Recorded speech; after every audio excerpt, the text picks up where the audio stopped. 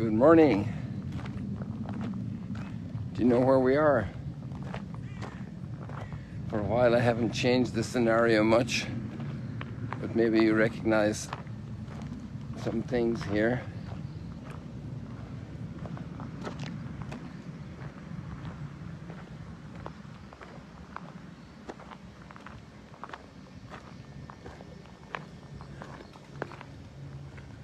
All those pigeons are doves, I think.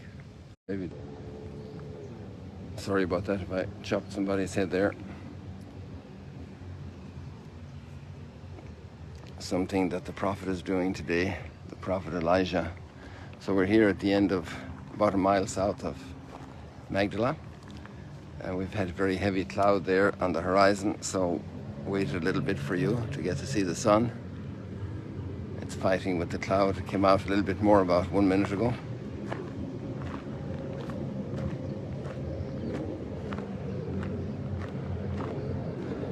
We have boats this morning, even though it's Wednesday morning, and jet skis, because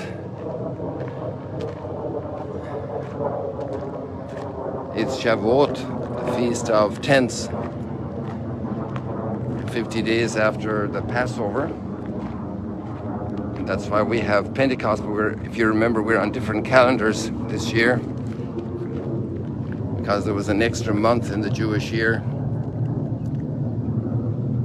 A system that's actually similar but obviously different than the leap year we have to correct the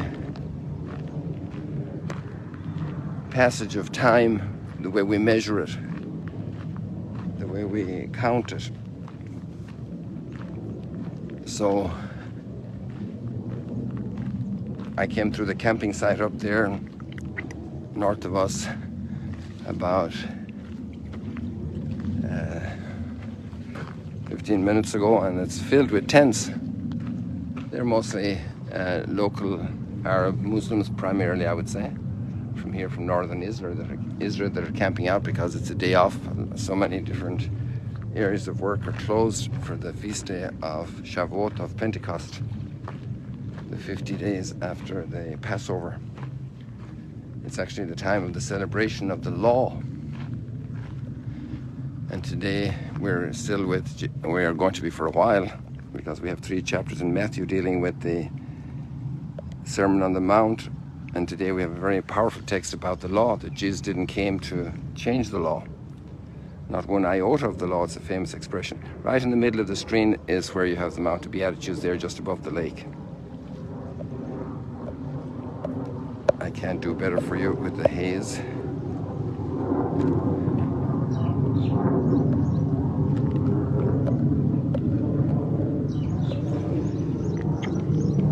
You can also hear the warplanes, and that was the spirit of Elijah today in the slaughtering of 450 prophets of Baal. So that obviously raises lots of questions and issues. When he reddened the necks of those 450 prophets, I think you know the story, it's very famous. And he said, how long will you straddle the issue to have false worship and try to combine it with worship of God? And we have in the psalm, we have the statement that those who follow false gods are going to harvest a lot of troubles. Because when we give our allegiance to a God who can't deliver, like money or power, might, of tools, of instruments, of economies, of parties, political parties, they can't deliver.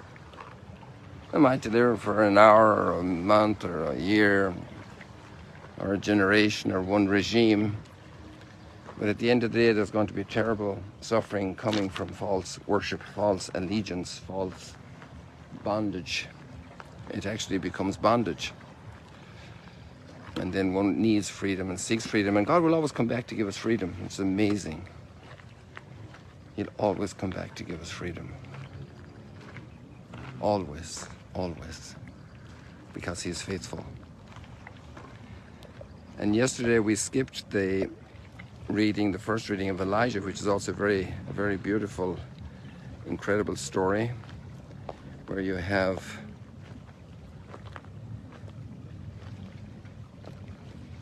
Elijah going up to Sarepta, and that's up beyond you see the mountains of Lebanon in the horizon, and way beyond the mountains of Lebanon, over on the sea in the Mediterranean, you have the towns of Tyre and Sidon. And maybe a bit closer to Sidon. Tyre is closer to the Israeli border, closer to the town of Sidon than to Tyre. We have Sarepta. And Elijah asks in time of great need, because he's in great need. The day before we had the reading of how the ravens were feeding him. And then we have this scene where the wadi dries up and he has to move out of there because he can't live. And somebody who's trying to be faithful to God will go through hard times. And that's part of the process of growth. And he has this experience of God's goodness through this widow. He also has very powerful faith that God won't abandon him, but he's also taking initiative. And with this great experience of faith, how God has blessed the generosity of this widow toward Elijah, and she and her son will not die but have plenty, as they are generous to somebody who's coming in greater need at that moment than them of physical sustenance.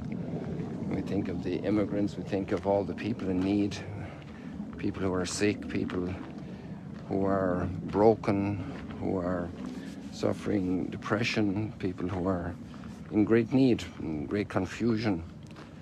To give the little bit we have, even though we have troubles, is a place of great encounter with God. So we're armed with this experience of God, then Elijah now today in the reading is facing down the false worship, and he gets King Ahab to bring all the prophets together, all the prophets of Baal. And he says, how long are you going to straddle the issue?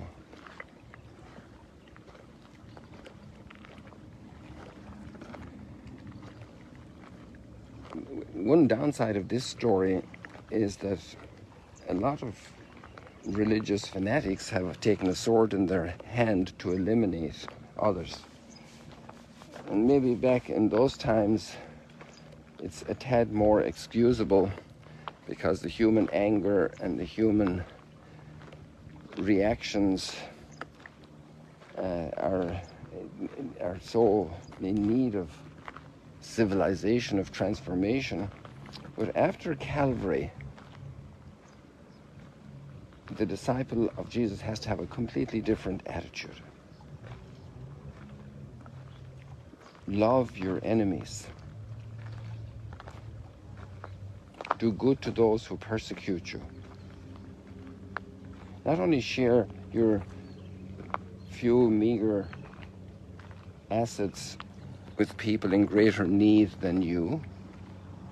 And there's a great story about a saint in a concentration camp, and you know his name because he's one of my favorite saints. And he shared his little portion with those who were more in need, or who were robbed by other prisoners in the concentration camp.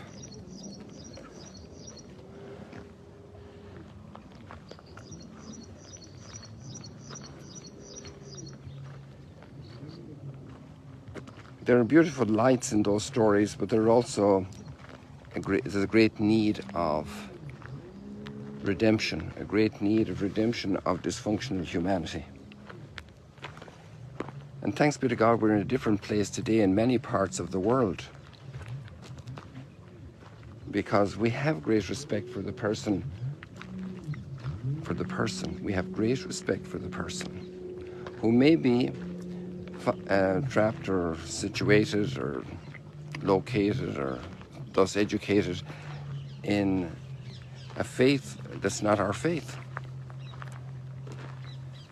Because the person is made in the image and likeness of God. So we will not raise a sword. We will not raise a gun. We will not destroy. We have a long way to go. We still tend easily to take instruments of destruction, elimination, neutralization in our hands. And this is a tough one for humanity. A very tough one.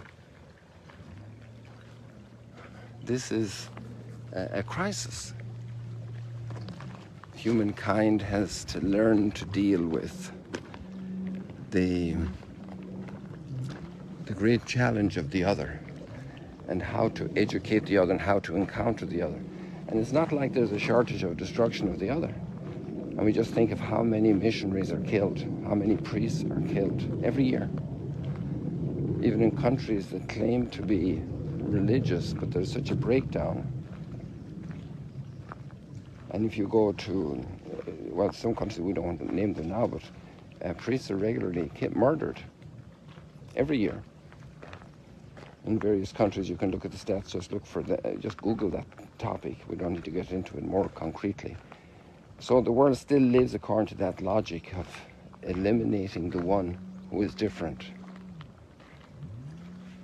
And it's a very hard struggle for us. And the law of God is still the 10 Commandments. Do not kill.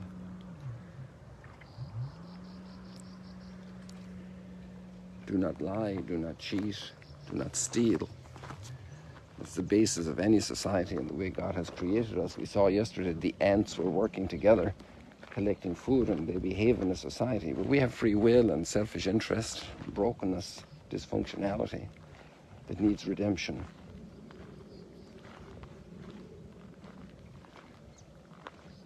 And that line still stands. I have not come to change an iota of the law. But the law can be misunderstood and misapplied.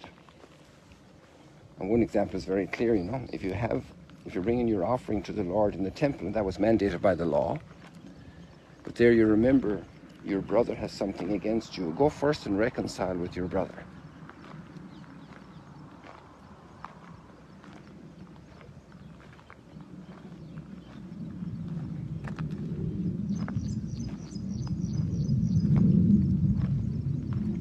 The best one is the biggest correction, if you will, that doesn't change the law, but to love your enemies. And to be able to die for them.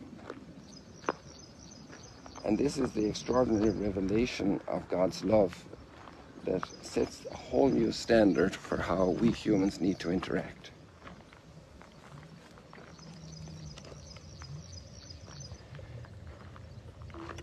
And God is God. And we owe him total consecration of our beings. Because that's where we're truly happy. Because he made us and we belong to him. His we are. And that's a psalm. Hundreds and hundreds of years before Christ. His we are. The sheep of his flock. He is our shepherd. But we let pop stars shepherd us and we follow ideologies.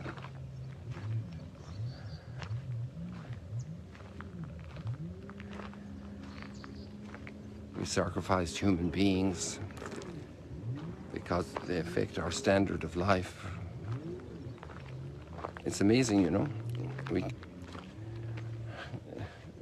Bishop Barron, that famous commentator in the US, he has a humorous way of presenting the story of Elijah.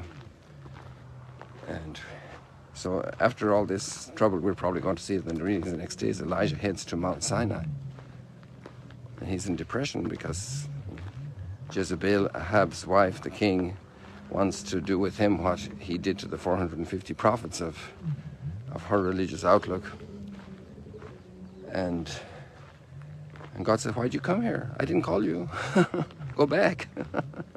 I love that particular statement myself. But then the way Bishop Barron phrased it was, "You're fired. Go and anoint your successor." So it's a tough passage of Scripture. And we need to put up the other passages. There's a context in Scripture. Scripture isn't one passage alone. Scripture is a whole story from Adam and Eve, from the creation of humanity. And it's such a brilliant insight pedagogically before pedagogically, because that's the teaching part, the understanding part of the condition of the human being. So let's take out those readings today and let's examine our own consecration to God. Or maybe we're straddling issues, and maybe we have a lot of heartache because we did serve false gods for a while, or for a long time, or maybe we're still there. Let's examine the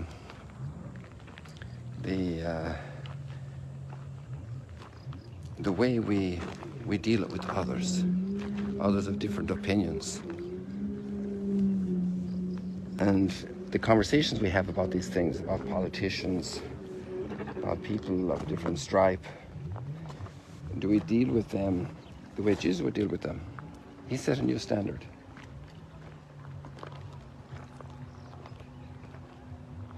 This is my body given up for you. This is my blood poured out for you.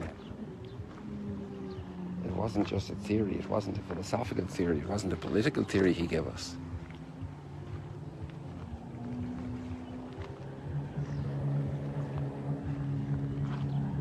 It's our life.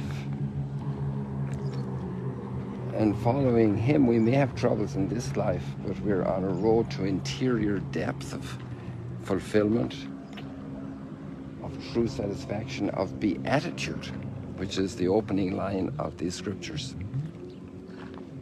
People, I think we leave it like that for today. Do a little selfie here in front of this cave that some of you know already, 4 years since we started the live streams. A little bit of deja vu. Can you see it here? I can't see well with the light. I think you're good. So God bless you. See you later, alligators. Let's help our world to go forward. In the 20th century, we've had thousands of religious people lined up to be shot or just slaughtered in different regimes, expelled from their countries. And in the Western world, there's a silencing going on. Very clever, very smart. The challenges Elijah had and the people had at that time are our challenges still today. God bless you. See you later, alligator.